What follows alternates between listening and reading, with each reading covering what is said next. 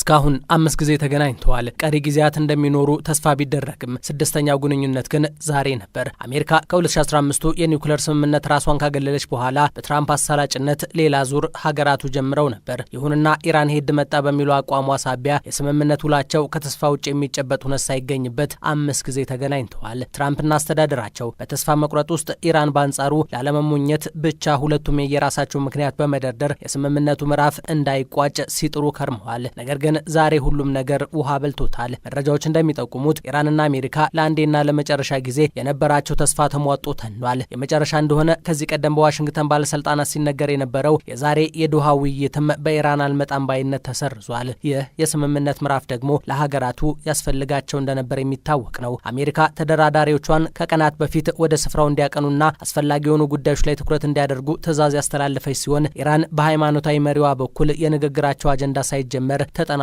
ስትልም ነበር። እናም ዛሬ ሁለቱም ከቀጠሮ ስፍራቸው ቀርተው የየግል የቤት ስራቸው ላይ ተጠምደዋል። ለሁሉም ምክንያት ደግሞ እስራኤል ነች። እሷ ኢራን በድብቅ የጀመረችው የመሳሪያው ባለቤት የመሆኑ ሩጫ ያሰጋኛል በሚል ከቀናት በፊት የጦርነት ምዕራፉን ጀምራለች። በዚህም ከ3 በላይ የጦር መሳሪያ መንደሮችን በመደብደብ 9 የዘርፉ ጠቢባንን ገድላባታለች። እናም አሁን ምላሹ ከኢራን ይጠበቃል። ቢቢሲ ቀጣዩ የቴህራን ጉዞ በሚል ባወጣው ዘገባ እስራኤል የኢራን ኒውክሌር ፕሮግራምን አደናቀፈች፣ ቴህራን በምላሹ የተለያዩ ስፍራዎች ላይ ሚሳኤል አዘነበች ሲል ዘግቧል። ከሚሳኤል በተጨማሪ ግን ሰው አልባ ድሮኖችም በእስራኤል ሰማይ ላይ ታይተዋል። አብላዝ የኢራን የተፈጥሮ ጋዝ ስፍራ ሲሆን አሁን ግን ወደ ነበር ተለውጧል። የእስራኤል አየር ኃይል ቁጥራቸው በውል ያልታወቁ ቦምቦችን በዚህ ስፍራ በመጣል እንዳልነበር አድርጎታል። ደስካይስ አባብ ቴል አቪቭ፣ ሃይፋና ጀሩሳሌም በየፊናቸው በአየር ክልላቸው የሚታዩ ተወንጫፊ ሚሳኤሎችን በማክሸፍ ተጠምደው የነበሩበት ቀን ቅዳሜ ነበር። ሁለቱም አየር ክልላቸውን ጥሰው ሊገቡ የሚሞክሩ የጠላት ሚሳኤሎችንና ሮኬቶችን መጥቶ በመጣል ዜጎቻቸውን ታድገዋል። ቴህራን መካከለኛው ምስራቅን በማመሰቃቀል ልዩ ተልዕኮ ስትል በጠራቸው የእስራኤል ተግባር ነገሮች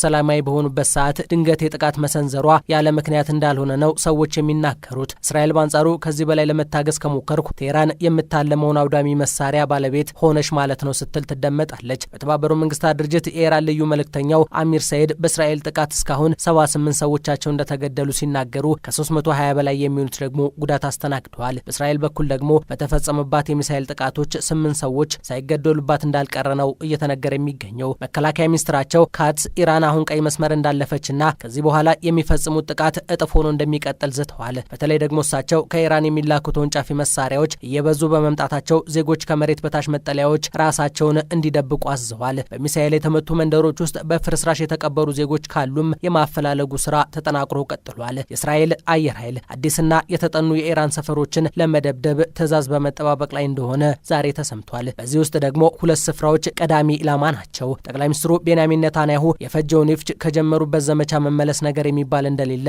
መናገራቸው የሚታወስ ነው። አሁን እያደረጉት ያለውም ይህንኑ ነው። የኒውክሌር ወይም አቶሚክ መሳሪያ ማብለያ ስፍራዎች ሙሉ ለሙሉ ማውደምና ኢራንን ነጻ ማድረግ የግባቸው መጨረሻ አድርገውም አስቀምጠዋል።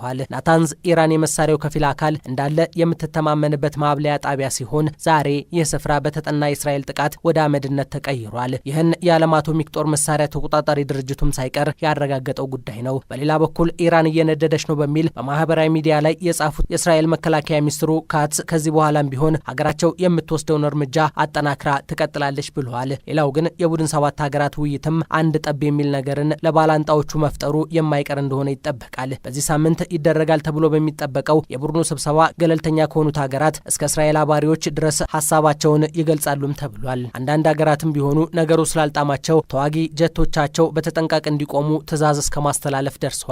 ዩኬ ደግሞ ቀዳሚ ናት። ጀርመን፣ ካናዳና ፈረንሳይ እስካሁን ራፍ የተሰኘውን ጀት አየር ክልላቸውን እንዲጠብቅ ያዘዙ ሲሆኑ ይህ እስከ መካከለኛው ምስራቅ የሚደርሰውን ኮሪደር ራዳር ውስጥ አስገብቶ እንዲመለከትም አዘዋል። የነገሮች ማጠንጠኛም ይህ ነው። ምናልባትም የሀገራቱ ፍራቻ እውነትነቱ የሚጸና ከሆነ ሌላኛው አህጉር አቀፍ ጦርነት መምጣቱ ይጠበቃል።